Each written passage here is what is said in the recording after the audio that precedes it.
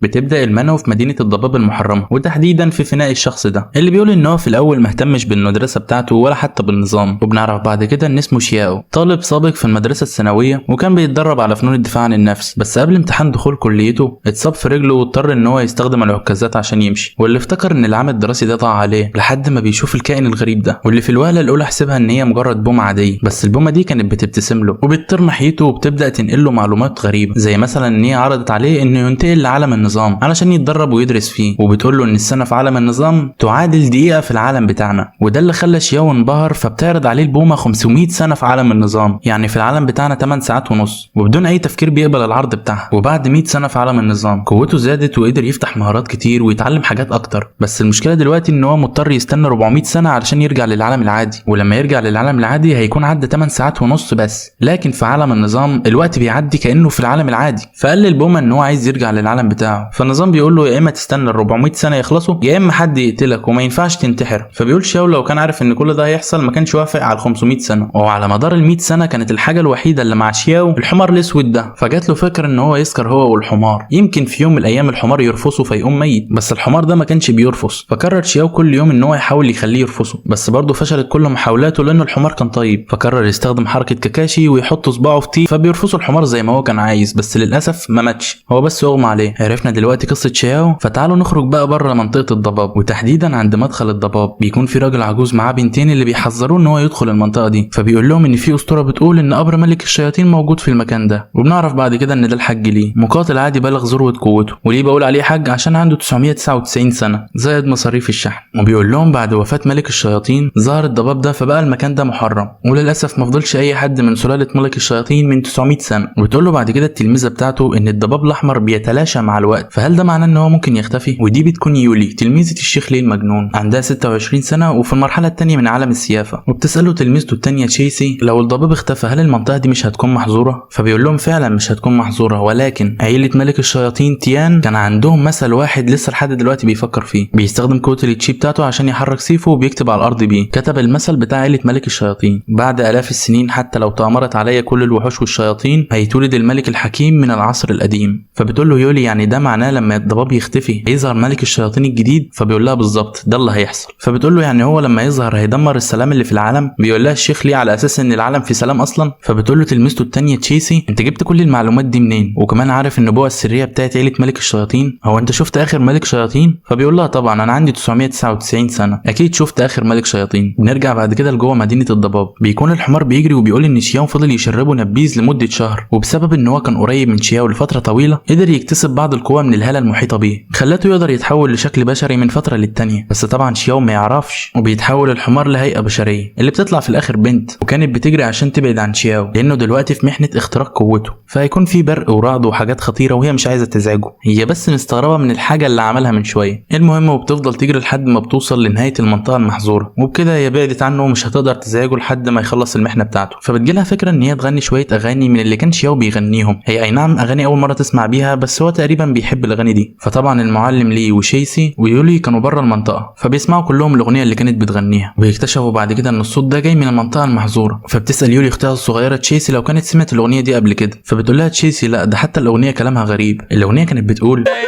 يلا يلا يا ياسر سمع عمو، هو احنا في سنة كام؟ انا عايز ارجع ادخل الحمام، يا ترى اقدر اجرب تاني الدش في الاستحمام. فبتندهش تشيسي من عمق الكلمات والقوة اللي بتطلع منها والكلمات العميقة، فبتقرر تتدرب وهي بتسمع الاغنية دي وبتقدر تمتص جزء كبير من القوة دي. فبتقول يولي واضح كده ان هم ما جوش على الفاضي ودي فرصة عشان يقدروا يزودوا قوتهم. المهم بتكمل الانسة دانكي الاغنية بتاعتها: عدى الاف الايام وانا دايما بسأل نفسي امتى هدخل الحمام. بس بعد شوية بتاخد بالها ان هي فضلت تغني لحد الصبح، ومش كده وبس ده ظهر شمس في منطقة الضباب والضباب الاحمر اختفى.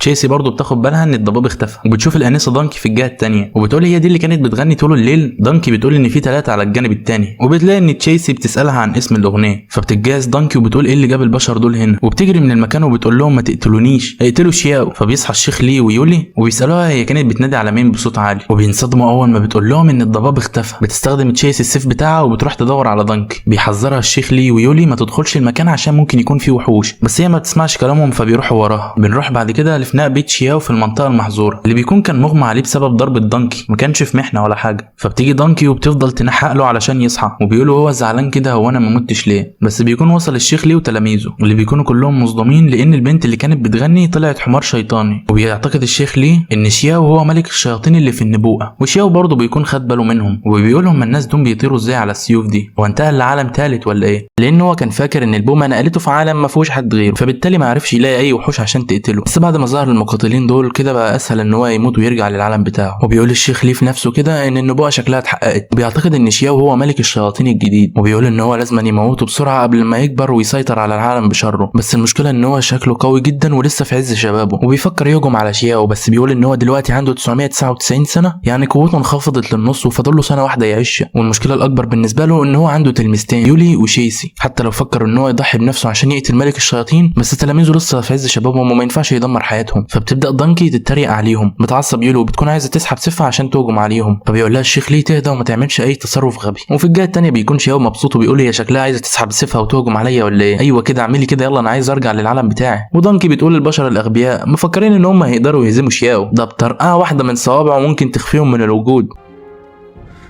I am inevitable.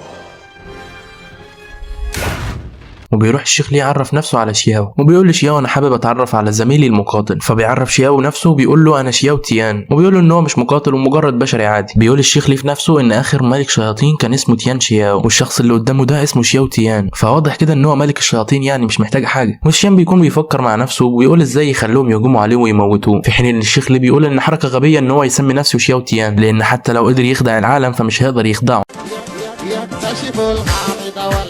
عشان هو شاف ملك الشياطين اللي قبله. وبعد كده بيعزمهم شياو على الغدا، فبيوافق الشيخ ليه وبيقول في نفسه ان هو لازم يدخل يشوف المكان اللي بيعيش فيه الوحش ده. بيستضيفهم في غرفه الضيوف وبيقول لهم ان هو هيروح يجهز الغدا ويجي، وبيسيبهم وبيمشي. هي دونكي بتبص لهم كده ليه؟ المهم بيقول الشيخ ليه ده بالظبط اللي توقعه من ملك الشياطين، بيته كله مليان بالطاقه. وبتقول له يولي ان الطاقه الموجوده هنا اكتر من الطاقه الموجوده في كهوف الطاقه. وشيسي بتقول له لو ممكن ترفع مستواك في سنه فالمكان ده هيخليك ترفع مستواك الضعف في نص سنه. بيقول لهم الشيخ ليه ايوه بس لازم ياخدوا بالهم لان الشخص ده مربي حمار شيطاني فما يعتقدش ان هو طيب. فبتفضل دونكي تضحك عليهم، بتتحول للشكل البشري بتاعها وبتقول لهم ان قوه شياو محدش فيكم يقدر يتخيلها. فبتتعصب بيولي انها اتكلمت معاهم من غير اذن، وبتروح تهجم على دونكي، بس دونكي بتصدها بصباعين بس. فبتقول لها دونكي انت مجرد مقاتله من المستوى الثاني، في حين ان دونكي مقاتله من المستوى الرابع. وبتقوم عاوجه السيف بتاع يولي وبتقول لها انا هربت بس الصبح منكم عشان دي كانت اول مره في حياتي اشوف بشر، مش عشان هي كانت خايفه منهم وما تقدرش تهزمهم. فبتقول لها شيس ان هي ما كانتش عايزه تقاتلها ولا تهجم عليها، هي بس كانت عايزه تعرف اسم الاغنيه اللي كانت بتغنيها. والشيخ ليه بيكون متوتر وخايف لان دونكي وصلت لنفس مستواه، فما بالك بقوه شياو. وبيقول ليولي تهدى علشان هم ضيوف وما ينفعش اللي هي بتعمله ده. بتشد منها دونكي السيف بتاعها وبتقوم مصلحاه، وبتقول ليولي انا عملت كده بس علشان الشيخ اللي معاكوا شكله راجل عاقل، وبتقوم مرجعه لها السيف في النصل بتاعه باستخدام قوه التحكم. فبتخاف يولي منها وبتنصدم من قوه التركيز اللي عندها، وبتقول لهم دونكي احسن لكم تمشوا من المكان ده بعد ما تتغدوا وتبطلوا تزعجوها هي وشياو. وبتتحول لشكل الحمار، بس قبل ما بتمشي بتسيب لهم شويه عطر احسن من عطر الزريبان. وبعد كده بيجيب شياو الغدا اللي بيكون كله عباره عن خضار، لانه على مدار السنين اللي فاتت دي كلها اكل كل اللحم الموجود. بس بيقول لهم ان هو لسه عنده نبيذ فاخر، وبيصب للشيخ ليه وبيقول في نفسه كده المقاتلين دمت لو سكروا ممكن يهجموا عليه وهم مش بوعيهم، فبالتالي يقتلوه ويرجع للعالم بتاعه. وبعد كده بياخدوا بالهم ان الاكل بتاع شياو تخرج منه القوه من كل مكان. بيقول لهم شياو اتفضلوا كلوا من التوفو، اكيد طعمه هيعجبكم بالرز. فبتقول له شيسي يعني ايه توفو؟ فبيقول لها ده اكل تقدري تقولي ان هو مصنوع بنفس الطريقه اللي بيعملوا بقى الحبوب الطاقه الخيميائيه، واول ما بتدوق بيعجبها وده اللي خلى يقول هي كمان تاكله. والشيخ ليه بيقول الاغبياء دول لسه هياخدوا بالهم عشان ممكن يكون في سم في الاكل ده. بعد كده بيبداوا كلهم يشربوا النبيذ، فبتزيد طاقه شيسي والشيخ ليه، بس يولو بتكون داخل، وقبل ما بتقع بيلحق يمسكها شياو وبيسالها لو كانت كويسه، بس فجاه بتتفاعل الطاقه بتاعتها وبتسحب سيفها بقوه التخاطر. وبيقول يا باينها مش واعيه وهتهجم عليا ولا ايه؟ بيبص للسيف وبيقول ايوه كده يلا اقتليني عايز ارجع للعالم بتاعي. فبتقول شيسي للشيخ ليه ان يولو طاقتها خرجت عن السيطره ولازم يوقفوها بسرعه، بس الشيخ ليه بيقول لها لا، وبيقول في نفسه ان كل مره بتزيد طاقه يولي بتخرج عن السيطره وممكن تهجم على اللي حواليها، وده بالظبط اللي هو عايزه علشان تهجم على ملك الشياطين شياو. شياو بيكون عمال بيبص لها وبيقول لها ما تموتيه بسرعه انجزي، لحد ما بتيجي دونكي كده وبتنصدم من اللي هي شايفاه، فبتجري بسرعه وبتروح تهجم على السيف برجليها، فبيقوم مكسور. وبتقول في نفسها ازاي تجرأتي تهجمي على شياو، وبتمشي من المكان في اثناء صدمه شيسي والشيخ ليه اللي بيقولوا هي ازاي قدرت بضربه واحده تكسر سيف روحي. شياو بيكون شويه وهيعيط على امله الاخير اللي كان هيرجعه للعالم بتاعه، فجاه بتكتفه يولو فبيقول لها انت بتعملي ايه؟ بس هي بتقول متقيئه في وشه. فبيقول شياو هو كل اللي حصل ده بسبب ان هي خدت كوبايه واحده بس من النبيذ، امال بقى لو كانت شربت الكميات اللي كان بيشربها على مدار ال100 سنه. وبعد كده بيروح الشيخ لي وشيسي يطمنوا على يولي، وبيقول شياو في نفسه ان هو كان بيتمنى حد يهجم عليه ويأذيه ويا ريت لو كان قتله، لكن دلوقتي وبطريقه معينه هو اللي بيأذيهم. وبعد كده بيقول ان هو جاي هنا بقاله 100 سنه بسبب المومه دي، وفي الاساس كان جاي عشان يتعلم كل حاجه زي المهارات الطبيه والمهارات الهندسيه والفنون القتاليه. بيقوم مطلع مجموعه من الابر من هدومه وبيقول لهم وسعوا لي بقى كده عشان هعالجها، وبيبدا بعد كده يتفحصها باستخدام قوته، وبيقول لهم ان الطاقه بتاعتها مش مستقره وممكن تخرج عن السيطره من وقت للتاني. فبيقول له الشيخ ليه ان هي على الحال دي من ساعه ما اتولدت، وبتساله شيسي لو كان يقدر يعالجها، فبيقول لها شياو هيجرب، وبيقوم حاطط ابره في نص دماغها فبتخرج منها كل الطاقه الفاسده وبتستعيد وعيها. وبيقول شياو ان هو اتعلم حاجات كتير في ال100 سنه اللي عاشهم في العالم ده، كويس ان هو اخيرا استفاد منهم بحاجه. وبعد ما بتفوق يولي بتستغرب من الابره دي، فبيقول لها الشيخ ليه ما تستغربيش، بس شياو قدر يعالجك بالابره دي. وبيقول الشيخ ليه ان هو دلوقتي متاكد ان شياو هو ملك الشياطين الجديد، لان ملك الشياطين اللي قبله كان عنده مهاره اسمها ابره الشبح اللي كانت في اساطير بتقول عنها ان هي تقدر تعالج اي حد، بس هو بيقول دلوقتي ان هو مش مهتم لو كان طيب او شرير، المهم ان هو عالج تلميذته. بعد كده بيقول ليولي ان السيد شياو عنده مهارات علاجيه خارقه، بتشكره يولي، بس شياو بيقول لها دي حاجه عاديه جدا ما تشكرنيش عليها، لانه على الاقل قدر يستفاد اخيرا من مهاراته اللي بقاله 100 سنه بيتعلمها، وبيرجع يفكر تاني في الموت. المره دي ما ماتش باستخدام السيف، المقاتلين دول المفروض يمشوا بعد الغداء، فواضح كده ان امل عودته للعالم بتاعه ضاع. وبعد كده بتروح يولي تشوف السيف بتاعها بتلاقيه اتكسر، بس بتقول ان كل ده بسببها، فبيقول لها شياو ان هي مش السبب ولا حاجه، ده الحمار بتاعه هو اللي خرج على السيطره وكسره، وبيعتذر لها لانه ما كانش قادر يسيطر على حماره اللي لسه لحد دلوقتي ما يعرفش ان حماره يقدر يتحول لبنت. فبتقول له يولي ان دي برده مش غلطه الحمار، لان الحمار حاول ينقذك لما انا خرجت عن السيطره. وبعد كده بتروح يولي تقول للشيخ لي ان هي عايزه تدفن السيف ده عشان كان عزيز عليها. بيقول لها الشيخ لي ان هو فاهم شعورها، لان السيف ده كان معاها من زمان وكانت بتعتبره رفيقها، فبيقول لها علشان كده تدفنيه اكرام الميت دفنه. فيا جدعان كل ده علشان السيف بتاعها اتكسر؟ ده انا ما عملتش كده لما المايك بتاعي اتحرق، وكان المفروض ادفنه ولا ايه؟ 6000 لايك واعمل فلوج دفن المايك. المهم بتسال يولي شياو وبتقول له لو ينفع تاخد شويه نبيذ عشان تدفنهم مع السيف بتاعها، فبيقول لها شياو عادي لو عايزه نبيذ هيديها نبيذ، بس هو بيقول لها ان النبيذ مش كفايه، وبيقوم جايب ورقه وقلم وشكله كده يكتب لها الوصفه السريه بتاعت سلطه برجر. فبتساله تشيس انت بتعمل ايه؟ فبيقول لها شياو ان في بلده لو في شخص عزيز على حد مات فكانوا بيودعوه بالنبيذ والشعر سو نوت حلال مود، بدل ما تشغلوا قران يا ولاد فبتقول له يولي ان هي ما بتعرفش تكتب شعر، فبيقول لها شياو ما يقلقش لان هو اللي هيهتم بالموضوع ده. بيبدا يكتب قصيده كل حرف منها مليان طاقه جباره، لدرجه ان الشيخ لي ويولي وشيسي كانوا عايزين ياكلوا الورقه، وبكده يكون خلص قصيده الشعر بتاعته اللي صدقوني بلاش تعرفوا كان مكتوب جواها ايه. وبيقول لها شياو تقبل القصيده ديت كاعتذار وكمان تعزيه الحره للسيف الروحي. على فكره المايك بتاعي برده كان روحي. بتاخد منه القصيده وبتقول له السيف اكيد هيكون مبسوط لما الحاجات دي تدفن معاه. فيا جدعان هو المؤلف مركز قوي على السيف كده ليه؟ ضيعنا فصل كامل على سيف، واضح كده ان ده اخر ملخص للمنهو دي. بعد كده بينادي الشيخ لي على شياو وبيقول له ان هو عنده طلب. بيقول له شياو ان بعد دفن السيف الوقت هيتاخر ومش هيعرفوا يروحوا، فلو يسمح لهم يعني ان هم يباتوا عنده 3 ايام. وبيقول في نفسه كده ان رغم ان ملك الشياطين اتولد من جديد دلوقتي الا ان هم ما يعرفوش دوافعه الخفيه، فعلشان كده لازم يفضلوا شويه معاه ويراقبوه. فبيقول له شياو غالي والطلب رخيص، البيت بيتك والمكان مكانك وان شاء الله تقعد معايا العمر كله. وبيقول شياو في نفسه ان هم شكلهم عندهم دوافع خفيه وممكن يكونوا عايزين يقتلوه، علشان كده سمح لهم ان هم يفضلوا معاه. وهو والشيخ لي بيقعدوا يقولوا على بعض اغبياء في خيالهم، بس في الحياه شياو بيقول له اتفضل، الشيخ لي بيقول له شكرا. وبعد كده بيروح شياو عند القبر بتاع السيف وبيقول دول حفروا قبر بجد للسيف، الناس دي مجانين ولا ايه؟ وبيقول للسيف بس على فكره انت محظوظ، انا كان نفسي اموت انا كمان، يا ريتني انا اللي اتدفنت مكانك يا سيف. وبيقول ان هو قبل ما يجي العالم ده كان طالب ثانويه عادي جدا وكان بيحب يمارس الفنون القتاليه، لحد ما جه يوم ان هو انقذ بنت من شاحنه شان. من هنا بدات كل حاجه، لان بعد ما رجله اتكسرت واتجبست ما عادش عارف يقاتل ويستمر في فنون الدفاع عن النفس، كانت الحاجه الوحيده اللي فاضله له ان هو يدخل فنون علوم يعني زي الادبي كده عندنا. بعد كده التقى بأمة النظام اللي اي نعم هي قدرت تديه فرصه ان هو يعالج نفسه ويدرس كويس لمده 100 سنه ويكون استاذ في فنون الدفاع عن النفس، بس هو مضطر يفضل هنا لمده 400 سنه. المشكله هو خايف دلوقتي لما يرجع العالم بتاعه يكون شكله اتغير، وبيفضل يضحك وبيقول ان هو مبسوط انه فتح قلبه للسيف. بيقول له انا ارتحت لك وفضفضت لك، انت من النهارده اعز اصحابي، انا بعت لك قصيده عشان اودعك بس دي مش كفايه، فعلشان كده بيقول له هوريك عرض الفنون الدفاع عن النفس. وبيبدا شياو يعمل شويه حركات من فنون الدفاع عن النفس، بس الحركات دي بتكون قويه جدا لدرجه ان هي بتحول الطاقه اللي بتطلع منه على هيئه تنين. بعد كده بتظهر شيسي وبتقول ايه الصوت الغريب اللي هي سامعاه ده، وبتنصدم من كميه الطاقه اللي جايه من بره، فبتروح تشوف مصدرها وبتلاقيها شياو، وبتقول ان هي اول مره تشوف حركات فنون الدفاع عن النفس دي، واضح كده ان شياو قوي جدا. فبتروح بعد كده تقول ليولي ان هي شافت شياو بيتمرن على فنون الدفاع عن النفس وظهر كميه كبيره من الطاقه حواليه اتحولت على هيئه تنين. فبتقول يولي في نفسها ان هي مصدقه كلامها، لان بعد ما شياو عالجها باستخدام الابر هي حاسه نفسها بقت اقوى. وبتقول من الواضح كده من قوه شياو ومعرفته الكبيره ان ده ملك الشياطين. بنرجع لشياو اللي بيكون لسه عمال بيتدرب وبيقول ان هو ما حسش بالشعور ده من زمان، اخر مره استمتع بفنون الدفاع عن النفس لما كان عيل صغير، في وسط اندماجه بالحنين بالماضي بيصنع هاله من الين واليانج وبيقوم رماها في السماء، فبتقوم عامله عاصفه رعديه اللي بتصدمه من الرعب. وبيقولوا وليه فجاه ظهر عاصفه رعديه لحد ما البرق بيقوم ضارب شجره وبيدكترها دكتره. فبيقول شياو ايه ده بضربه واحده بس من البرق حول الشجره لرماد. فبتجيله فكره، يبقى عزيزي المشاهد خطه جديده للموت. وبيقول ان هو كده شكله عصب السماء، محتاج يخلي البرق يضربه هو. بيقول ان البرق اللي في العالم ده اكيد اقوى من البرق اللي في العالم بتاعه، يعني ضربه واحده من البرق ده هتحوله لبخار، وبكده هيقدر يموت من غير ما ينتحر ويرجع للعالم بتاعه. ونروح بعد كده للغرفه الموجود فيها يولي وشيسي. شيسي بتكون عماله بتعمل حركات غريبه، فبتسالها يولي انت بتعملي ايه يا وليه؟ فبتقول لها ان هي بتحاول تقلد حركات شياو يمكن تكتسب طاقه بطريقه معينه. فبتقول لها اختها تعالى يا عبيطه، وبتحسس على راسها وبتقول لها مفيش الكلام ده، لان من الواضح كده ما يقدروش يتخيلوا قوه شياو. ده غير ان انت علشان تقلد مهارات حد لازم تكون عندك فهم عميق ليه ما اعرفش. وبتكون دونكي معديه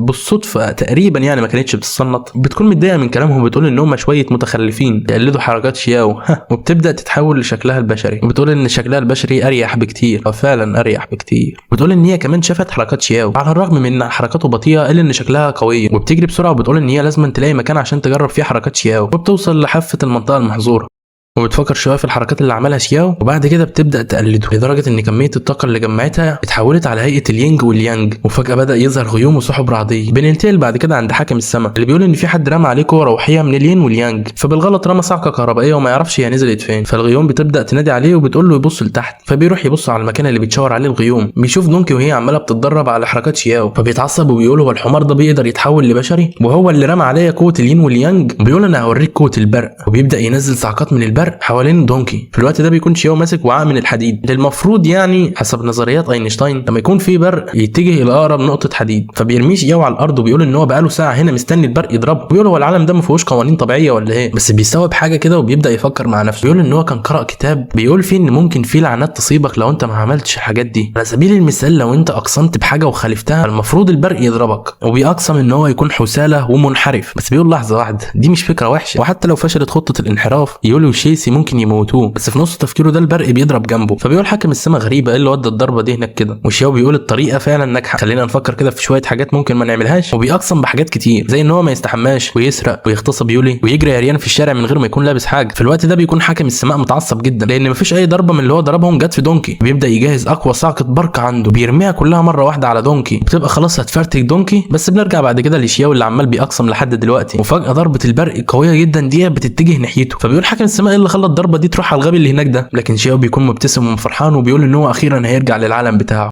نرجع لشياو اللي واقف قصاد البرق وهو مبسوط وبيبتسم، واول ما بيلمس البرق شياو بينفجر الجبل كله. المهم في صباح اليوم التاني بيروح الشيخ ليه يفتح الشباك، وبيقول ان هو لما بص في السماء امبارح شاف كميه رعد وبرق خلته يرتعش في مكانه، لدرجه ان هو كان بيحسب ان هو في نهايه العالم. بس بتيجي يولي فجاه من وراه وبتقول له انت بتعمل ايه عندك؟ فبيقول لها الشيخ ليه انتوا ايه اللي صحاكوا دلوقتي؟ فبتقول له يولي ان هي ما عرفتش تنام امبارح طول الليل، كانت بتحاول تتدرب بس الرعد والبرق اللي كانت سامعاهم كانت قلقاها. وبتساله لو كان هو السبب في الرعد والبرق ده بسبب ان في عالم الموريم اللي هو تصنيف النوع ده من منهم لما واحد مستواه يزيد وقوته تخترق المستوى اللي بعده لازم يحصل كارثه طبيعيه، يعني نار برق حاجه زي كده. فبيقول الشيخ ليه في نفسه انا السبب في ايه يا بنتي؟ ده انا كنت نايم وبرتعش. وبيرد عليها وبيقول لها لا مش هو، اكيد حد تاني غيره. وبيقول في نفسه هي بتتريق عليا ولا ايه؟ يا ريت انا كنت اقدر اعمل كده، حتى كان زماني اقوى ومستواي اعلى. فبتساله يولي بعد كده لو كان يعرف سبب البرق ده، لان كارثه البرق ديت مش اختراق مستوى عادي. فبيقول لها ان هو سمع عن الكارثه دي وتقريبا دي كارثه الصواعق التسعه. دي حاجه نادره جدا وممكن تدمر اي حاجه، وما بتحصلش غير في حاله لو اتولد ابن حاكم السماء والبرق. وتقول الاسطوره لو الشخص اللي نزلت عليه المحنه ديت ما قدرش يستحملها فالمحنه ديت هتدمر المنطقه كلها على بعد 500 كيلو متر مربع وهتفضل ملعونه لمده 100 سنه. فبتقول له تشيسي يعني الموضوع كبير للدرجه دي؟ فبيقول لها طبعا الموضوع مش بس كبير، الموضوع خطر. ده هو كمان ما شافش الحدث ده قبل كده، الحدث ده اخر مره حصل من 1000 سنه قبل ما يتولد بالظبط يعني. وبيبدا يفكر هنا ويشك في شياو لو كان هو السبب في محنه الرعد والبرق. وبيقول في نفسه يا نهار ابيض، يعني هيكون ملك الشياطين وابن ملك السماء والبرق كمان، ده هيقدر يدمر العالم كده في 5 دقايق بصباع رجله الصغير. وفجاه شيسي بتبدا تنادي على شياو وبترحب بعودته، فبيرحب شياو بيهم هو كمان وبيسالهم لو كانوا ناموا كويس. وهنا بيتصدم الشيخ ليه وبيقول اللي خفنا منه حصل. بيقول ده مش بس عدى من كارثه البرق، ده كمان سليم ولحد دلوقتي واقف على رجليه الاثنين. وبعد كده بيسال شياو يولي لو كانت تعافت من الاصابه بتاعتها، فبتقول له اكيد ان هي حاسه بشعور احسن بعد ما استخدم عليها الابر بتاعته. فبيقول لها تمام بس لازم تستريحي على الاقل 2-3 لحد ما تروح الاعراض الجانبيه. بس بعد كده بتقطع كلامهم شيسي وبتسال شياو لو كان شاف البرق اللي كان عمال بيضرب امبارح طول الليل. وبتقول له ان الشيخ ليه قال لهم ان دي كارثه الصواعق التسعه. فبيقول لها شياو شكلها جامد من اسمها، بس بيقول لهم شياو ان هو ما يعتقدش ان ديت كارثه الصواعق التسعه لان البرق فضل يضرب فيه طول الليل الليل، بس كان ضعيف جدا وشياو ما حسش باي حاجه، وده اللي خلى الشيخ ليه مصدوم من كلام شياو، وبيقول في نفسه البرق فضل يضرب فيك طول الليل وانت بتقول على كارثه الصواعق التسعه ضعيفه، وبيقول ده معناه ان شياو يقدر يدمر العالم كله في 5 ثواني بصباع رجله الصغير. وهو مستغرب دلوقتي شياو مش عايز يعترف ليه ان هو سبب البرق والرعد اللي حصل ده، ما يعرفش ان ده كله بسبب دونكي، وبيقول هو اتوقع كده يعني ملك الشياطين في الاول وفي الاخر، رغم ان هو لسه مولود وراجع دلوقتي، الا ان قوته ممكن تخليه يواجه البرق والرعد عادي. وبيقول في نفسه احنا مش لازم نسيب شياو ده يعيش اكتر، لو عاش اكتر قوته هتزداد، فاحنا لازم نتخلص منه قبل ما يكبر في البيت ده. وبعد كده بيروح شياو علشان ينام، وبيقول ان هو امبارح فضل سهران طول الليل عشان كان متحمس انه يموت، بس هو دلوقتي تعبان علشان نفسه ينام، مش تعبان علشان البرق كان بيضرب فيه، لا ده تعبان علشان فضل مفتح عينه بس مش اكتر. فبتساله شيسي لو كان كويس، بيقول لها ان هو كويس بس هو بس عايز ينام شويه، وبيقول لهم يستنوه كلها بتاع ساعه ولا حاجه، اول ما يصحى هيجهز لهم الغداء. وفجاه عين الشيخ ليه بتلمع كده وبتجيله فكره، وبيقول لشياو بما انك تعبان النهارده ايه رايك تسيبني انا اطبخ، انا برضه يعني كنت طباخ زمان. واول ما تشيسي ويولي بيسمعوا الكلام ده بيتصدموا في مكانهم، فبيشكروا شياو وبيدي اتصل الشيخ ليه علشان يطبخ مكانه. فالشيخ ليه بيقول له ما تشكرنيش اعتبرني برد الجميل. وبعد كده بينادي الشيخ ليه على شيسي ويولي وبيقول لهم يجوا عشان يساعدوه في الطبخ، لكن بتبدا شيسي تعيط وبتقول لاختها ان هي مش عايزه الشيخ ليه يطبخ له، لان في اخر مره طبخ الشيخ ليه ارنب شيسي كلت منه معلقه فضلت قاعده في السرير لمده 3 شهور. فبيتعصب الشيخ ليه من كلامها وبيقوم ضاربها، وبيقول لها انت بتشكك في مهارات طبخي، انا هصدمك دلوقتي باكلي. ايوه كده يا شيخ طلع الشيف اللي جواك. المهم بعد نص ساعه بتروح شيسي ويولي يتصنطوا ويشوف الشيخ ليه بيعمل ايه، وغالبا بيكون بيطبخ بط او دي فراخ مش عارف.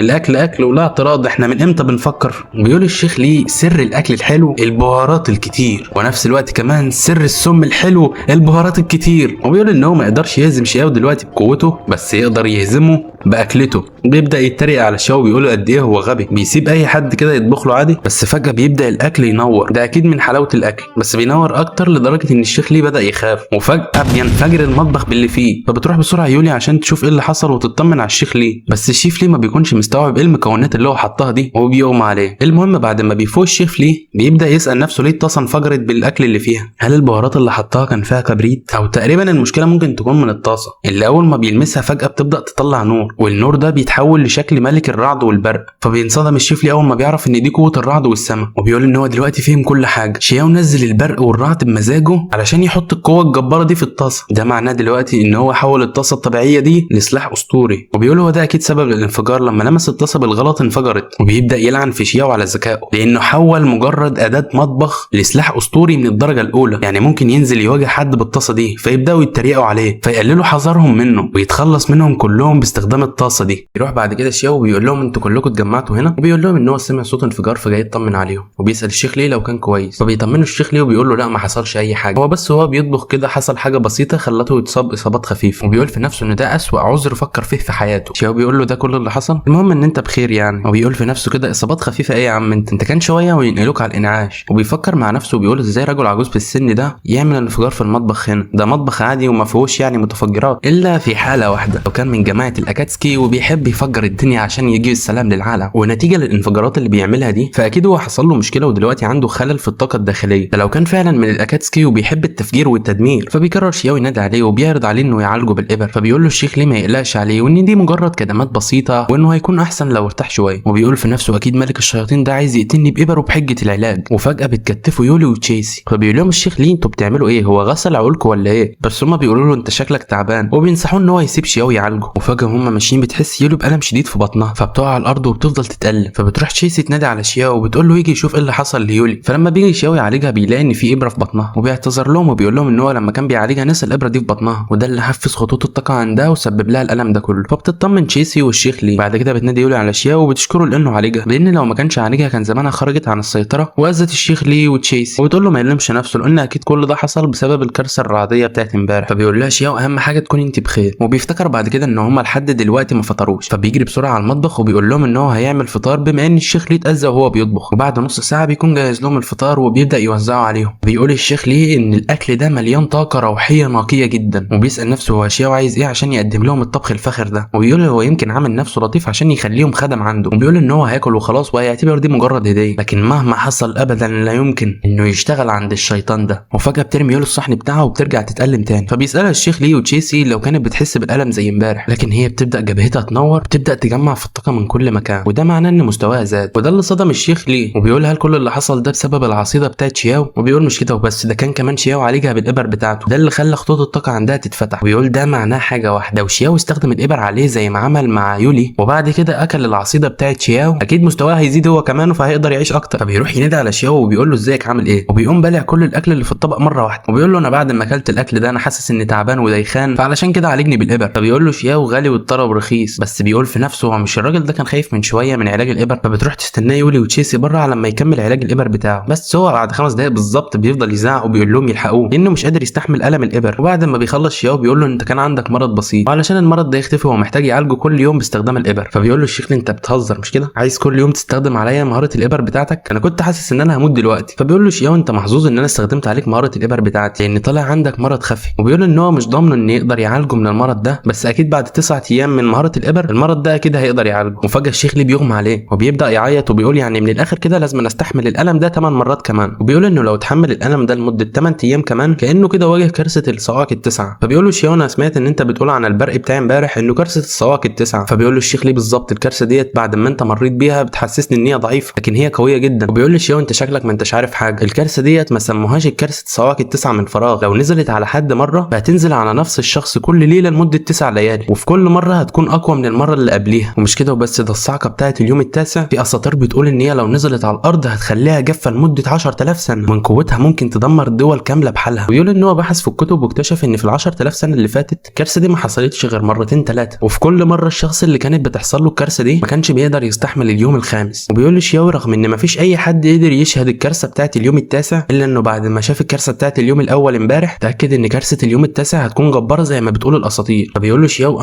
وبيبدا يفكر كده مع نفسه وبيقول هو ده معناه ان كل ليله قوه البرق بتكون اقوى 3 اضعاف. وبيقول لحظه واحده ده معناه ان البرق هيضربني بكره وبعده ولمده 9 ايام، وفي كل مره هيكون اقوى واقوى. اثناء ما هو فرحان وبيقول ان دي فرصه جديده للموت يمسكه الشيخ ليه وبيقول له انا بعد ما قلت لك كل ده انت بترد عليا وبتقول لي بس انت مش حاسس بالكارثه اللي انت فيها؟ بس هو فجاه بيقوم سايبه وبيقول لحظه هو انا خايف على ملك الشياطين ليه؟ ما هو لو ما ماتش هنا هيطلع للعالم الخارجي وهيدمر العالم كله او هيسيطر عليه، احسن حاجه دلوقتي يسيب كارثه البرق تتخلص منه. ويقول غالبا رد الفعل اللي عمله دلوقتي بسبب ان هو حاسس بالانتماء له بعد ما عالجه بالابر. المهم بيبدا شياو يشيل الابر وبيقول له ما تخافش مش هنسى الابر زي ما عملت مع يولي. فبيبدا الشيخ ليه يفكر مع نفسه وبيقول المفروض الكارثه في الايام الاولى ما تكونش قويه جدا زي اليوم التاسع، فهو عنده فرصه لو حصل حاجه خطيره يهرب هو وتشيسي ويولي، فعلشان كده هو هيفضل هنا اليومين دول عشان يشوف ايه اللي هيحصل للشيطان ده، يقصد هنا شياو يعني. بعد كده بالليل بيروح شياو يقف على نفس الجبل وبيقول للبرق انا جيت لك تاني وعايزك تضربني باقوى ما عندك، لان البرق بتاع امبارح ده يا دوب زغزغني. في الوقت ده كان حاكم الرعد والبرق عمال بيشحن نفسه بالبطاريه، وبيقول ان هو الليله اللي فاتت كان بيحاول يتخلص من دونكي بس ما عرفش، وده اللي خلى قوته تخلص عشان كده بيستخدم بطاريه.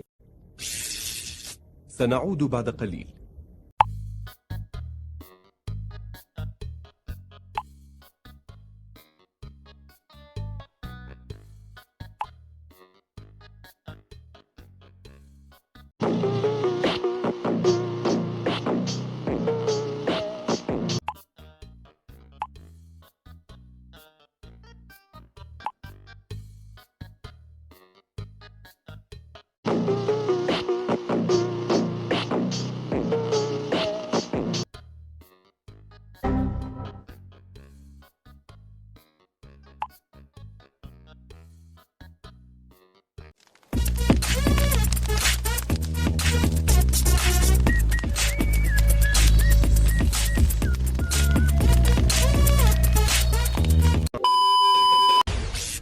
عدنا.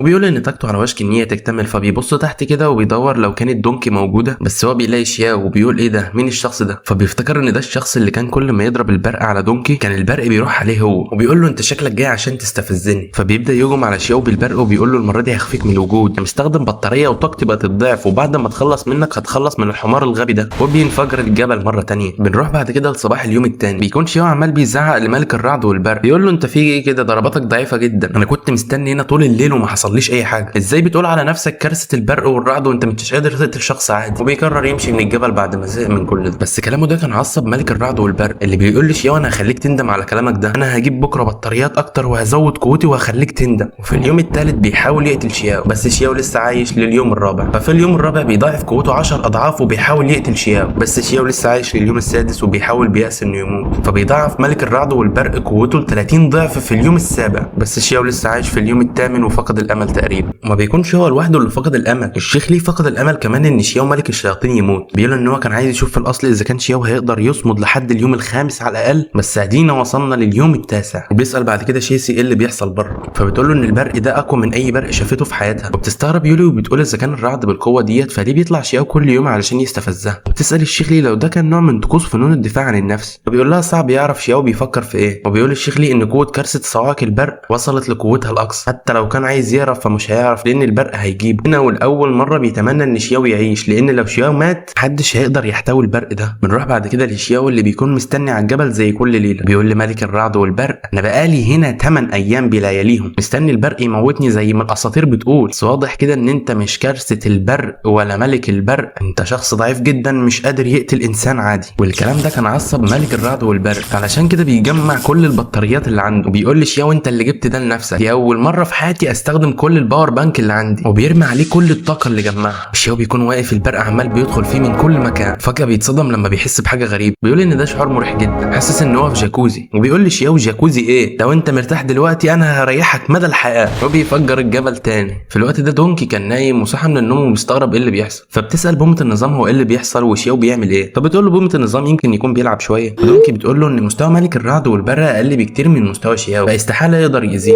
فبتقول لها بومه النظام ان في قانون خفي في قاره شوان، وهو ان المعرفه قوه. على مدار ال100 سنه اللي فضل فيها شياو في العالم ده اتعلم حاجات كتير جدا، فبالتالي اكتسب قوه جباره من المعرفه. فعلا يا جدعان العلم نور. فبيقول له دونكي بعد كده طب هو دلوقتي سايب الثلاثه دول ليه؟ يقصد الشيخ ليه وشيسي ويولي. بيقول ان هو على الاقل اقوى منهم ب100,000 مره، فليه هو سايبهم دلوقتي؟ ده حتى هم اللي بيستفادوا منه. فبترد عليها البومه وبتقول لها ان لسه شياو مش قادر يتحكم في قوته، ده غير ان الحاجات اللي هو بيعلمها له اصلا اتعلمها غصب عنه باستخدام النظام. بالنسبه للكنوز والاكل المليان بالطاقه ده مش هيأثر عليه، لا هيزوده ولا هيخليه اضعف، لكن بالنسبه للناس العاديه فهم هيستفادوا جدا من الحاجات دي. بيقول له على العموم هنعمل ايه؟ هم الناس دي حظهم كده، شاء القدر يكونوا مع السيد. بعد كده بينزل شياو وهو خائب الامل لان البرق حتى في اليوم التاسع ما اثرش عليه، ولكن فجاه وهو ماشي بيلاقي حاجه بتنور في وشه، وحرفيا من شده النور كان على وشك انه يتعمي. فعلشان نعرف النور ده بنرجع لليوم التاسع من كارثه البرق. بعد ما انفجر الجبل كان انتشر شويه شظايا من البرق في المكان، ومن ضمن الاماكن اللي وقع فيها البرق كان القبر بتاع سيف يولي، اللي واضح كده ان بسبب البرق ومخطوطه الشعر السحريه بداوا كلهم يندمجوا سوا. ده اللي خلى السيف يتكسر لشظايا صغيره، وبعد كده بيبدا يتجمع تاني بسبب قوه البرق، وده اللي رجع السيف المكسور وحوله لسيف روحي اسطوري. فبيقول شياو غريبه، السيف رجع للحياه ولا ايه؟ اول حاجه بتيجي في باله انه رجع السيف ده ليولي، بعد كده يبقى يفكر هو اتصلح ازاي. فبتيجي تشيسي فجاه وبتنده عليه، بتقول له ان الكارثه بتاعت امبارح كانت خطيره جدا وكانت اقوى كارثه رعديه تشوفها في حياتها، علشان كده بتساله لو كان كويس. بيقول لها اكيد هو كويس، هو بس حاسس ان هو نعسان شويه. بينده على يولي وبيقول لها ان هو عايز يقول لها على حاجه. بيقول لها ان هو لما نزل من الجبل لقى السيف ده وكان جاي عشان يديهولها بطريقه معينه، السيف اتصلح ومعاه قوه جباره. فبتستغرب تشيسي وبتسال الشيخ ليه لو كان ده سيف يولي بجد. فبيقول لها هو مش متاكد اذا كان سيفها بجد لانه شكله اتغير جدا، بس هو عنده احساس بيقول له ان ده سيفها، يعني ده معلم من سوق الجمعه. وبيسال شياو هو لقى السيف ده فين. فبيقول له شياو ان هو لما كان نازل من الجبل بعد محنه البرق لقى السيف ده بيطير، فقرر ان هو يمسكه. بعد كده حس ان هو بتاع يولي، احساس. فبيقول الشيخ ليه ان من الواضح كده بسبب الشعر اللي كتبه شياو السيف اتصلح بسبب القوه اللي كانت في الملفوف، بس ليه هو مش عايز يقول لهم كده؟ يمكن عنده نوايا خفيه. بعد كده بتسال تشيسي شياو لو كان يعرف ايه اللي حصل للسيف وازاي اتصلح. فبيقول لها شياو ان هو ما يعرفش. صدقني انا لو اعرف اقول لك، انا ذات نفسي مش عارف.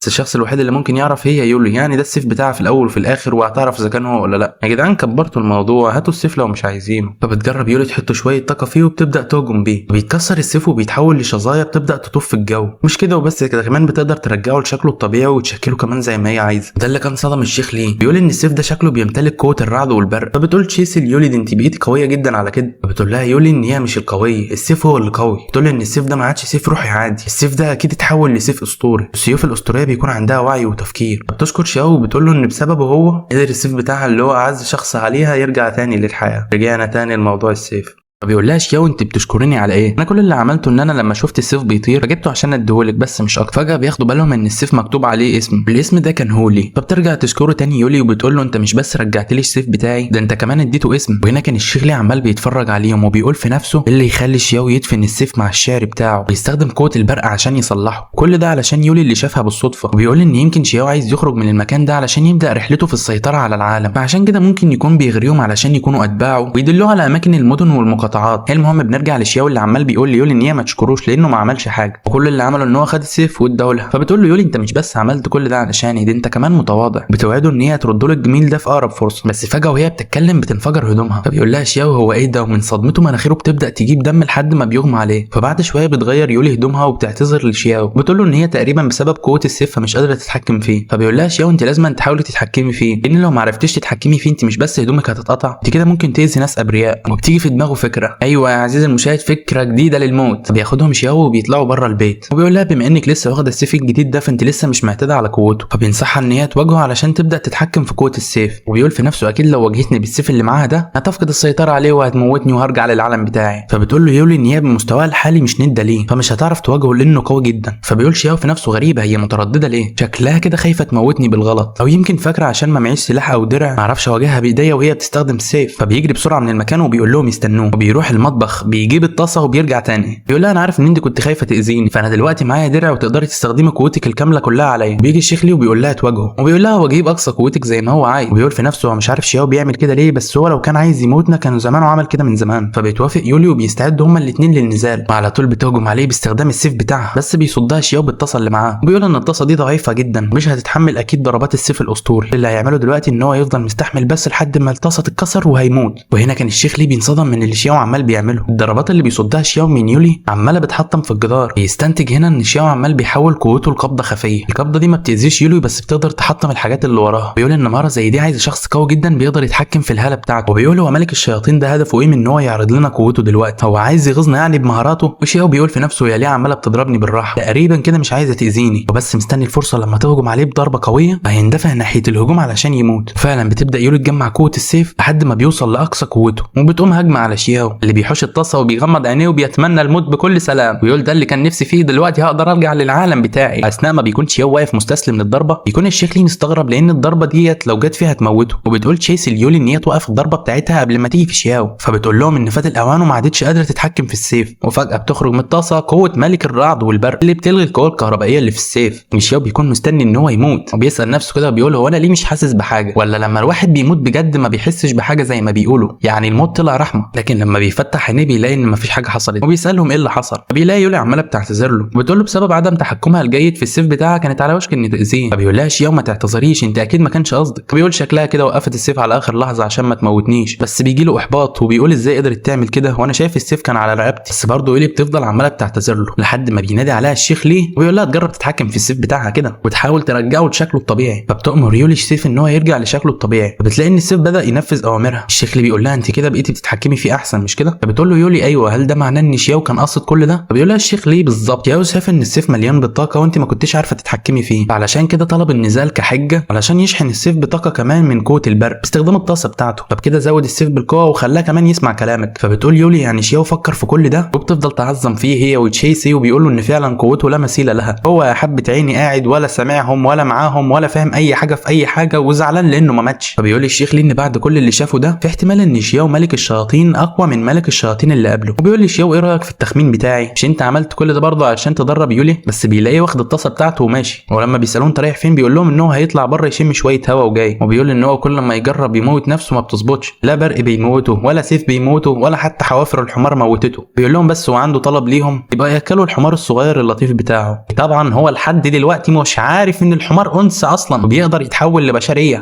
فبيروح شياو يقعد في الجبل وهو زعلان عشان مش عارف يلاقي حد يقتله. وبيقول ان هو كان لازم اول ما شاف المعلم لين وشيسي ويولي يخليهم يقتلوه على طول، لكن دلوقتي بعد ما عرفوه بقوا صحاب استحاله يقتلوه. وفجاه بتيجي بومه النظام بتسلم على شياو بس هو بيبص لها كده وبيكون متعصب وبيقول لها ايه الوجاحه دي، مش كفايه ان انت ضحكت عليا وحبستني هنا لمده 500 سنه، لا وكمان جايه هتضحكي على احزاني، ده انت نظام وسخ. وبيحاول يخنق البومه كده وبيقول لها انت فاكره ان انا ما اقدرش اقتلك علشان احنا في عالم تاني؟ لكن البومه بتشاور لشياو على مكان بعيد. فبيقول لها شياو انت بتشاوري على ايه، مفكرني اخاف يعني لو في مقاتلين هناك كده وجايين عشان يقتلوني؟ وهنا بتيجي لشياو فكره جديده للعلاج. فبيسيب البومه كده وبيقول انه نسى ان هو في عالم تاني مليان مقاتلين خالدين، فلو خرج من هنا وضايق حد من المقاتلين دول هيقتله بكل سهوله لانه في الاخر انسان ضعيف. وهنا شياو مش عارف ان هو اقوى شخص في العالم ده، وبيطلع يجري كده زي العبيط وبيقول انا جاي لكم يا مقاتلين عشان تقتلوني. وبنرجع بعد كده لبيت شياو، بتكون تشيسي هناك منبهره ان دونكي اكلت كل الاكل من ايد المعلم وما ماتتش، وان اخر واحد اكل 4 وجبات من طبخ المعلم دخل في غيبوبه.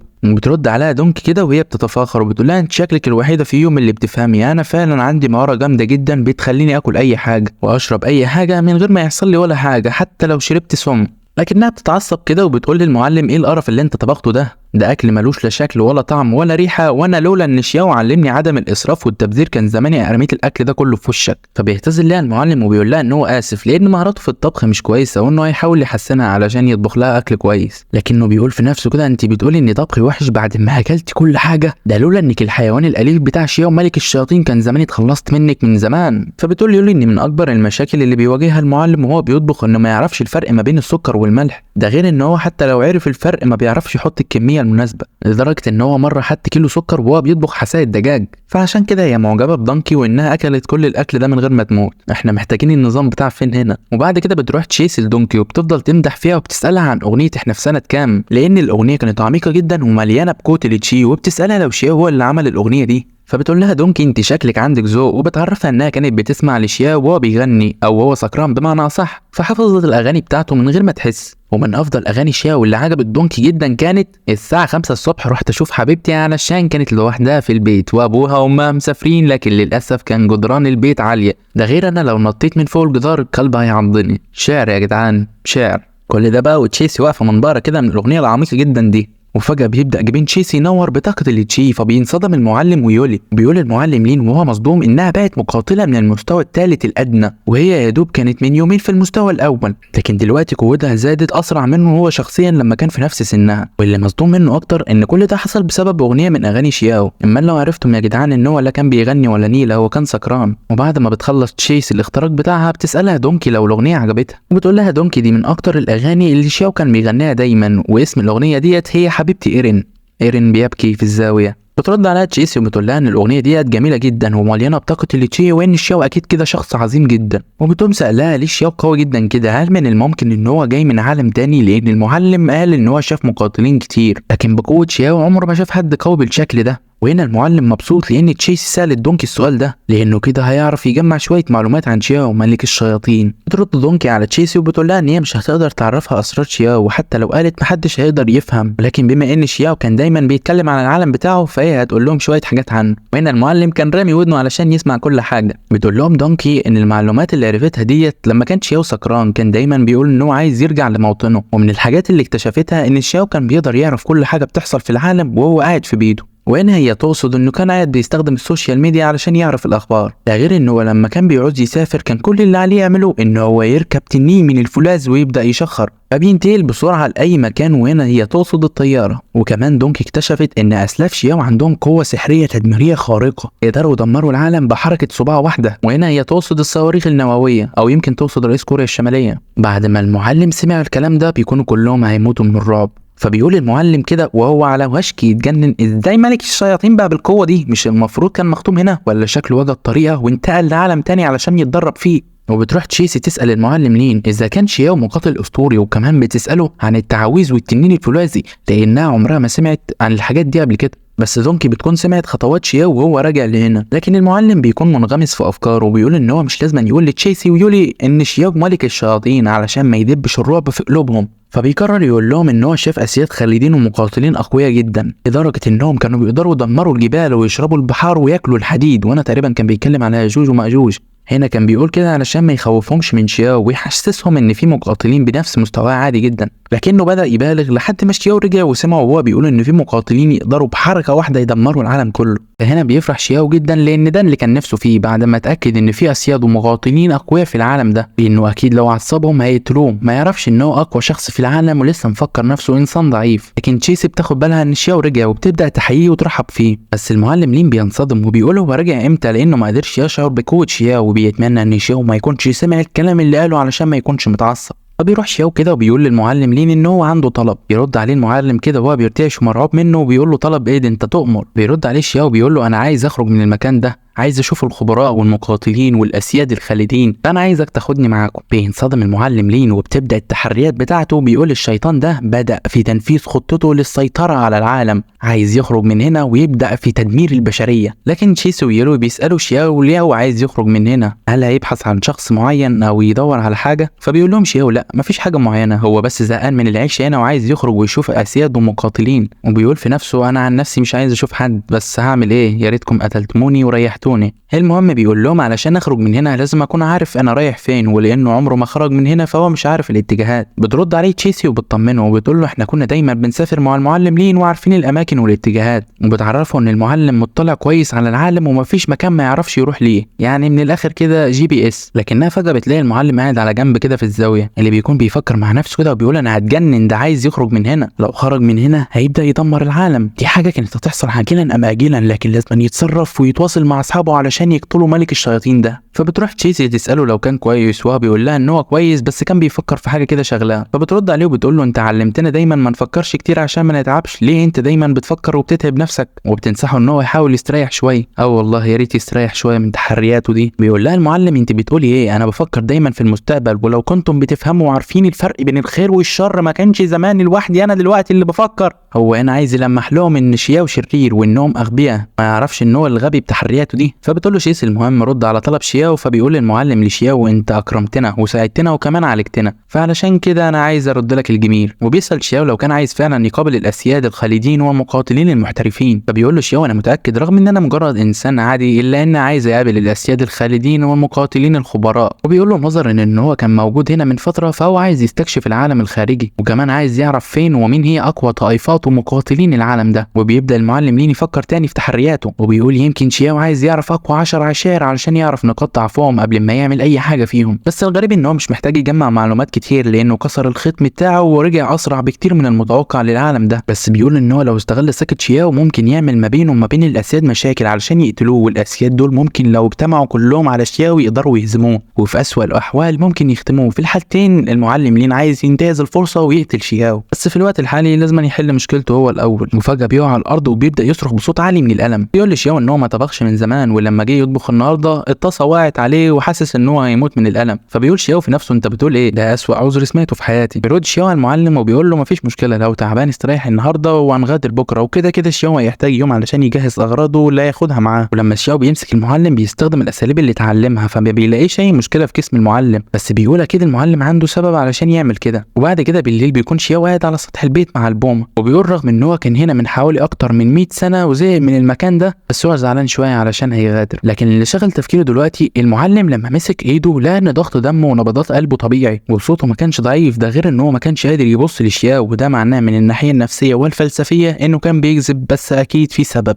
لكنه فجاه بينتبه من حاجه، المعلم لين كان بيتسلل للخارج بدل ما يستريح زي ما قال. فبيقول شياو ايه الحاجه اللي تخلي المعلم يمثل على تلاميذه ويكذب عليا، اكيد في سبب مهم. فعشان كده بيقرر يتبعه ويشوف هو رايح فين وهيعمل ايه، لان المعلم لسه تعبان حتى لو كان مقاتل خالد، الا ان اصابته الداخليه ممكن تؤدي لهلاكه. وبنعرف بعد كده ان المعلم كان متجه لمكان اسمه منطقه الحجر الاسود، وبيقول اكيد الحاجه اللي بيبحث عنها موجوده هنا. وبيعرفنا انه في الاصل كان جاي هنا علشان يشوف الختم بتاع ملك الشياطين ويمشي، لكن بعد ظهور شياو حصل مشاكل كتير له، وفي نفس الوقت قدر شياو يعالجه بنسبه 80 ل 90% من اصابته الداخليه، وده اللي خلاه يقدر ياخد الحاجه اللي جاي علشانها. وبيجلس كده على الارض وبيقول دلوقتي بعد ما شياو ملك الشياطين قرر يغادر المكان، فمن واجبي اراقبه، يعني النهارده فرصتي الاخيره اني ارجع الحاجه دي. وبيقول المشكله ان الحاجه اللي هو جاي علشانها ديت معمول عليها ختم العيله الملكيه، واللي مش بيملك دم العيله الملكيه ما يقدرش يفتح الختم بدون اصابات مميته، فعلشان كده هو قرر يرجع لشكله الحقيقي ويخرج من جسم العجوز ده. وبتبدا كل طاقته تخرج من جسمه وتتحول لجسم تاني، بيندمج الجسم مع شكله الجديد، فبيرجع المعلم لين لشكله الحقيقي. بنكتشف بعد كده ان المعلم لين في الاساس بنت واسمه لينا، ولكن كان مختوم في جسم رجل عجوز لحد ما يوصل لسن ال1000 او لحد ما يتعالج من اصابته الداخليه. كل ده حصل من 200 سنه لما خونت الاسره الامبراطوريه حاولوا يقتلوها علشان كانت بتعمل ابحاث عن ختم الضباب بتاع ملك الشياطين، وعلى الرغم من انها هربت لكنها اتصابت بجروح خطيره، فكان حلها الوحيد انها تستخدم تقنيه الختم، والتقنيه ديت بتختمها وبتخفي الالم العالم، ولكن مشكلتها ان هي بقت ضعيفه جدا. من الاثار الجانبيه ان هي اتحبست في جسم رجل عجوز، وبقى مزاجها متقلب بشكل ملحوظ وبتتعصب بسرعه على اتفه الحاجات، ده غير التفكير الكتير. وبكده عرفنا ليه المعلم كان بيحاول يكتشف الغامض والمثير. ودلوقتي بما انها بقت بتفكر بشكل منطقي وعقلاني، بتقول ان هي ما كانتش هتقدر ترجع لشكلها ده من غير مساعده الشياو اللي حاول يعالج اصابتها الداخليه. بس اللي مخوفها ان الشياو ما طلبش منها ان هي تخدمه بشكل مباشر، فخايفه يكون عنده دوافع خفيه. يا دي النيله، رجعنا تاني للتحريات بتاعتها. بتسترجع رشدها وبتقول ان مش مهم شياو دلوقتي، عندها مهمه لازم تعملها قبل اي حاجه. وبنعرف ان هي لما كانت محاصره من خونه الاسره الامبراطوريه قدروا يهزموها، مش عشان كانوا اقوياء، لا، ده بسبب عددهم الكبيره. وبسبب ده فهي فقدت كنز عيلتها، بسبب ان الكنز ده مش بيشتغل غير مع سلاله الدم بتاعها. بما انها كانت في جسم رجل عجوز فما كانتش تقدر تسترجع الكنز ده.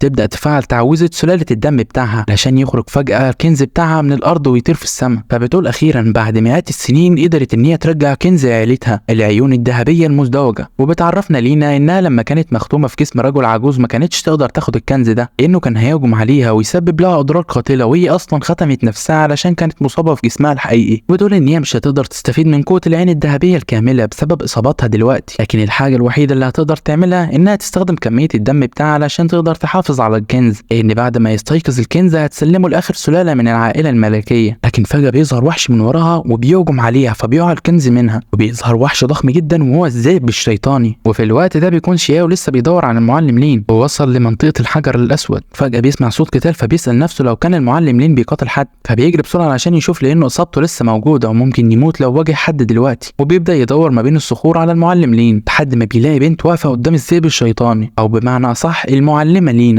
بيروح الذئب بيهجم على لينا، لكنها بتتفادى الضربه على اخر لحظه، وبتقوم عطيها كف وبتقول له انت محظوظ، لولا اني في اسوأ احوالي وفقدت جزء كبير من قوتي كان زمانك اختفيت من ضربه واحده. بس ضربتها دي بتكون بلا فايده، بل وعصبت الذئب اكتر، فبيروح يهجم عليها تاني، بس هي بتتفادى ضربته على اخر لحظه، وبتبدا تجمع كل قوتها علشان تنفذ ضربتها القاضيه. بتوجه كل الطاقه ديت ناحيه الذئب الشيطاني، فعلا بتصيب الضربه ديت مباشره في نص دماغه، بيقع الذئب على الارض من قوه الضرب. فبتفرح لينا جدا لانها قدرت تهزمه في حالتها دي، لكن فجاه بتحس بشعور غريب وكانها بتتمزق من جوه، تبدا تسعل دم بسبب انها استخدمت ضربه قويه في حالتها الضعيفه دي، وده بسبب ان هي لسه راجعه لجسمها من 200 سنه ومش متعوده عليه. وشياو كان عمال بيراقب ومستغرب انها كانت كويسه من شويه، لكنها بدات تسعل دم. وفجاه بيستيقظ الذئب الشيطاني وبيروح يهجم على لينا بسرعه، اللي كانت بتعتقد ان هي هزمته، لكنها اكتشفت ان الضربه كانت ضعيفه جدا بسبب قله طاقتها. بيكون خلاص الذئب على وشك انه يقتلها، بس شياو بيقوم رامي عليه حجر ويقول له لو انت راجل سيبها وتعالى كلني انا. بتستغرب لينا ايه اللي جاب شياو هنا، وبتقول مش مهم، كده كده ان هي على وشك الموت، لان الذئب الشيطاني مش هيسيب حد من سلاله الدم الملكيه. وده كان خلى شياو يستغرب، بعد ما رمى عليه حجر المفروض يتعصب ويجي يهجم عليه، بس هو ما بيستسلمش وبينده على الذئب الشيطاني تاني بصوت عالي جدا، وده خلاه يفعل تقنيه صوت الاوامر بالغلط. هنا البومه كانت واقفه تتفرج، وبتقول لنا ان شياو دايما كان بيقول لها ان هي خدعته وضحكت عليه، لكن في الحقيقه شياو هو اللي قدر يضحك عليها، ومن غير ما يحس قدر يدمر النظام ويخترع مهارات جديده وقويه في العالم ده. وده بسبب كميه المهارات اللي اتعلمها على مدار ال100 سنه في العالم ده. قدر شياو يكسر نيه قتل الذئب الشيطاني للينا. بيتجه نظر الذئب ناحيه شياو، وبيقوم شياو يجري من المكان بسرعه، فبيلحقوا الذئب الشيطاني، ولينا مرميه على الارض مستغربه ازاي قدر يكسر نيه قتل الذئب الشيطاني وعطش دماء العائله الملكيه. لكن الاهم من ده كله هو شياو بيعمل ايه هنا، مش مهم، اهم حاجه ان هو ما قدرش يتعرف عليا. وبنرجع لشياو اللي بيكون عمال بيهرب من الذئب علشان يبعده عن لينا، وبيقول ان هو هيحاول يبعد الذئب بعيد بحيث ان البنت تقدر تهرب وهو يقدر يموت في السلام ويرجع للعالم بتاعه. بيبدا يستفز الذئب علشان يجري وراه اكتر ويبعده قدر الامكان من المكان.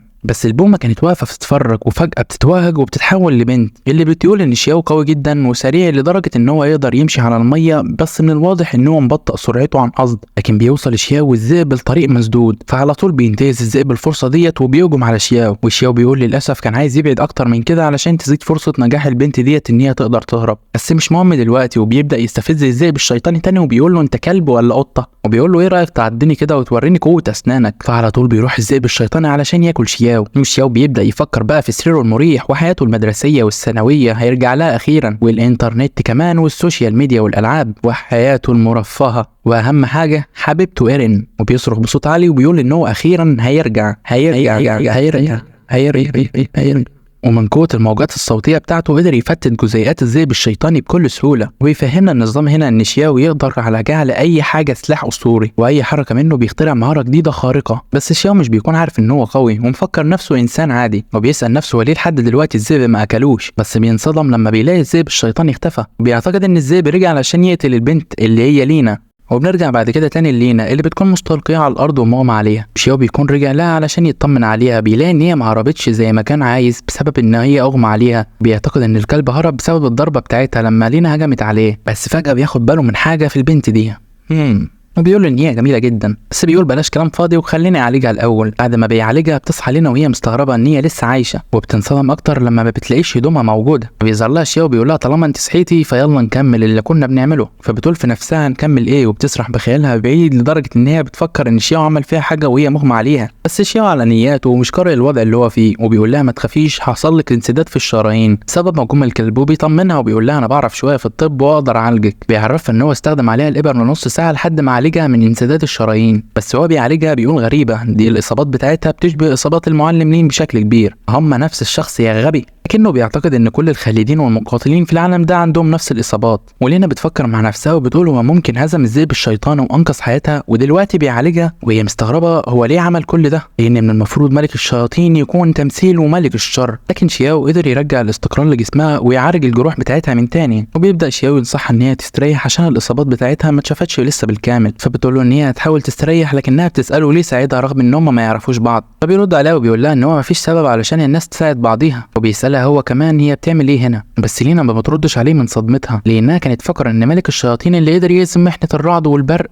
ما بيساعدش الناس من غير سبب. شياو بيكون محرج لانها عماله بتبص له. فبيقول لها لو عندك اي سؤال او حاسه انك مريضه تقول له. كان شياو بياخد باله ان هو داس على حاجه، ولما بيروح يمسكها بتطلع ديت العيون الذهبيه. وبيقول انها سيطر على العالم وامحي البشريه ودمر السلام، او ده اللي كانت لينا بتتخيله. وبيسألها شياو لو كانت القلادة دي بتاعتها، بس هي بتكون مصدومة انه قدر يمسك القلادة من غير ما يحصل له اي حاجة. وبتحس ان هي كده مش هتقدر تحقق حلمها في تنظيم العالم واعادة الاستقلال والانتقام من الخونة، لان اكيد شياو مش هيعطيها القلادة دي. ولكن شياو بكل بساطة بيعطيها القلادة وبيقول لها خلي بالك علشان ما تضيعش منك تاني. فبتنصدم كده وبتفتح بقها 2 متر وبتقول بالبساطة دي رجعت لي القلادة. وبتقول في نفسها لو ما كانتش تعرف هويته الحقيقية كانت اكيد هتعجب بيه، لان للوهلة الاولى تحس ان هو قوي وحنون، لكنها تعرف نواياه الشريرة. والله انت ما عارفه اي حاجه. بتطير كده وبتقول في نفسها اكيد عنده اسباب شريره. وبتنده على شياو وبتقول له ان اللي عمله النهارده ده جميل ومش هتقدر تنساه، وان هي هترده له في يوم من الايام. وبتعرفه ان في يوم من الايام هترجع علشان تقتله.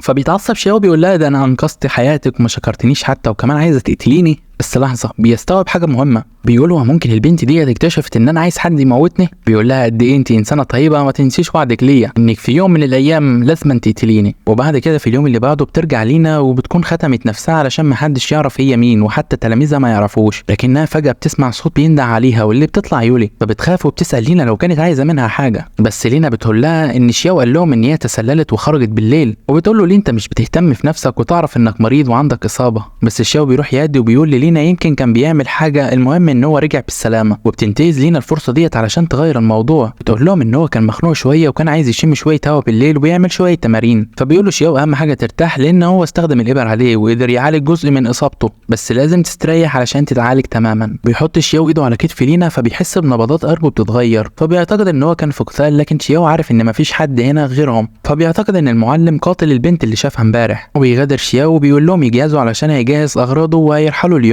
بيقول مع نفسه كان ممكن يستنى لحد ما البنت اللي شافها امبارح تقتله، لكن فرصه ان هو يشوفها مره تانية صغيره جدا. ما يعرفش ان البنت هي المعلم، وبالنسبه للمعلم او المعلمه لينا عماله بتفكر في اللي حصل واللي هيحصل. بس الاهم من كل ده ان هي اخيرا عثرت على القلاده الذهبيه اللي هتغير حياتها. بيقول بما انهم كلهم مشغولين فهي هتجرب القلاده دلوقتي. وفعلا بتقدر ان هي تتحكم في جسمها التاني بس مش بشكل كامل علشان هي لسه ما استعدتش قوتها الكامله. وبتروح تراقب شياو وتلاميذها وبتشوف الاغراض اللي عمالين بينقلوها، لكنها مش شايفه كويس. فبتستخدم تقنيه الشارينجان وبتقدر تعرف ان كل ديت كنوز واغراض خارقه، رغم ان هي عباره عن صحون وقمامه الا ان هي مليئه بطاقه الليتشي. واكتر حاجه بتمتلك طاقه هي شياو اللي بيكون عمال يتوهج من كتر الطاقه النقيه اللي بتخرج منه، وبيفضل يتوهج اكتر لحد ما لينا مش بتقدر تستحمل فبتقع على الارض بسبب قوه شياو. ولما بيروحوا يطمنوا عليها بتقول لهم ان هي كويسه هو بس في شويه طاقه دخلت في عينيها. لكن لينا بتكون مصدومه لان الشرينجان ما قدرتش تكتشف مستوى قوه شياو. بعد كده بينده عليهم شياو وبيقول لهم ان هو جاهز كل حاجه وهيمشوا كمان شويه. فبتقول لينا يمكن هي مش قادره تعرف مستوى قوه شيان لكنها عارفه هو هيعمل ايه في العالم ده. بتستخدم الشرينجان مره تانية، بتشوف ان كل اغراض شياو فيها طاقه ممكن تاثر على تدريبهم،